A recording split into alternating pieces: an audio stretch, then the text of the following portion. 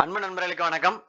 இந்த வீடியோல நம்ம என்ன பார்க்க போறோம் அப்படின்னா, ரயில்வே ரெக்ரூட்மெண்ட் போர்ட்ல இருந்து விடப்பட்ட குரூப் டிக்கான போஸ்டிங் பத்தி தான் பார்க்க போறோம். இது ஆல்ரெடி ஸ்டார்ட் ஆயிடுச்சு. 23/1/2025 அன்னைக்கு ஸ்டார்ட் ஆயிடுச்சு. லாஸ்ட் டேட் வந்து பாத்தீங்கன்னா 22/2/2025 வரைக்கும் இருக்கு. மொத்த போஸ்டிங்கோட எண்ணிக்கை வந்து பாத்தீங்கன்னா 32,438 போஸ்டிங் கொடுத்திருக்காங்க. இதுக்கு தேவையான தகவல் வந்து பாத்தீங்கன்னா உங்களோட 10th மார்க் ஷீட், அதுக்கப்புறம் உங்களுடைய பாஸ்போர்ட் சைஸ் புகைப்படம் வந்து ஒயிட் பேக்ரவுண்ட்ல இருக்கணும். பேக்ரவுண்ட் வந்து ஒயிட்டா இருக்கணும். ஒரு கையெழுத்து, அண்ட் தென் வந்து எஸ்சிஎஸ்டியா இருந்தா அவங்களோட கம்யூனிட்டி சர்டிபிகேட், பிசி, எம்பிசி, டிஎன்சியா இருந்தனா அவங்களுடைய அவங்களுக்கு மட்டும் ஓபிசி சர்டிபிகேட் தேவைப்படும். அவங்க வந்து ஓபிசி சர்டிபிகேட் இல்லாதவங்க ஓபிசி சர்டிபிகேட் அப்ளை பண்ணி வாங்கி வச்சுக்கோங்க.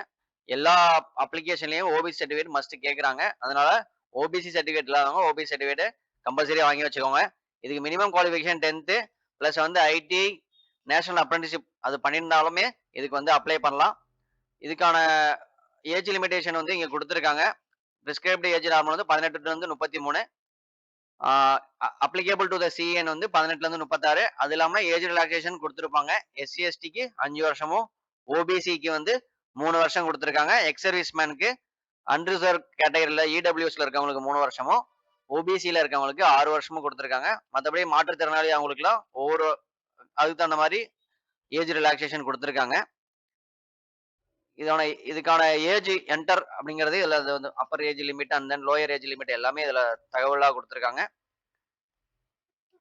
இதுல வந்து ஃபீஸ்னு பாத்தீங்கன்னா எஸ்சிஎஸ்டி தவிர மற்ற கேண்டிடேட், அதாவது ஓபிசி கேண்டிடேட், ஜெனரல் கேண்டிடேட் வந்து 500 வந்து பே பண்ற மாதிரி இருக்கும்.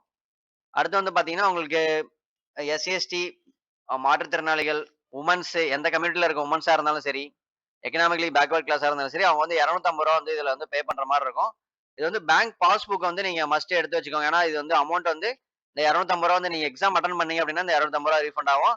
அதே மாதிரி நீங்க 500 ரூபா பே பண்ணீங்க அப்படின்னா அதுல வந்து 400 வந்து ரீஃபண்ட் ஆகும் உங்களுக்கு. நீங்க எக்ஸாம் அட்டன் பண்ணா மட்டும் தான் ரீஃபண்ட் ஆகும். எக்ஸாம் அட்டன் பண்ணலன்னா ரீஃபண்டபிள் கிடையாது. அதனால நீங்க வந்து உங்க பேங்க் பாஸ்புக்கையும் கையில பத்திரமா வச்சுக்கணும் அப்ளை பண்ணும்போது. இது வந்து ஒரு ஜோனல் வைஸா வந்து ஒவ்வொரு ரீஜன் வைஸா வந்து வேகன்சி பொசிஷன் கொடுத்துருக்காங்க. ஒரு நிமிஷம் அதோடய பார்ப்போம்.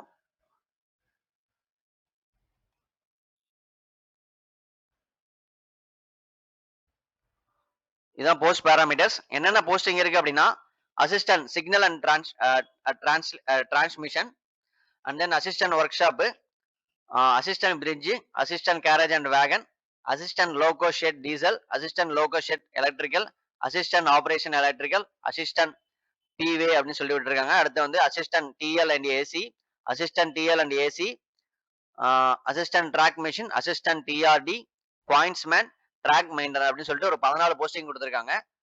இதுக்கான குவாலிஃபிகேஷன் ரைட் சைடுல கொடுத்துருக்காங்க பாருங்க. அடுத்து வந்து இது வந்து பாத்தீங்கன்னா ஒவ்வொரு ரயில்வே ஜோனல் வைஸா வந்து வேகன்சி பொசிஷன் விட்டுருக்காங்க. இது வந்து வெஸ்டர்ன் ரயில்வே மும்பையோட வேகன்சி பொசிஷன் இது. அடுத்து வந்து பாத்தீங்கன்னா இது வந்து ஜெய்ப்பூரோட vacancy position, Hubli, Jabalpur, Bhubaneswar, Bilaspur, New Delhi, Chennai. சென்னைக்கான வேக்கன்ட் வந்து பாத்தீங்கன்னா 59 பக்கத்துல கொடுத்துருக்காங்க. அதுல நம்ம இருக்கிற வேக்கன்ட் பார்த்துட்டு நம்ம வந்து ஜோனல் வைஸா அப்ளை பண்ணும்போதே பண்ணிக்கணும். ஓகே நண்பர்களே, இது போல முக்கியமான தகவலை தெரிந்து கொள்ள நம்ம சேனலை பின்தொடருங்க. நம்ம சேனல் முக்கியமா சப்ஸ்கிரைப் பண்ணிருங்க, ஷேர் பண்ணிருங்க, கமெண்ட் பண்ணிருங்க, லைக் பண்ணிருங்க. அடுத்த வீடியோல சந்திப்போம். நன்றி, வணக்கம்.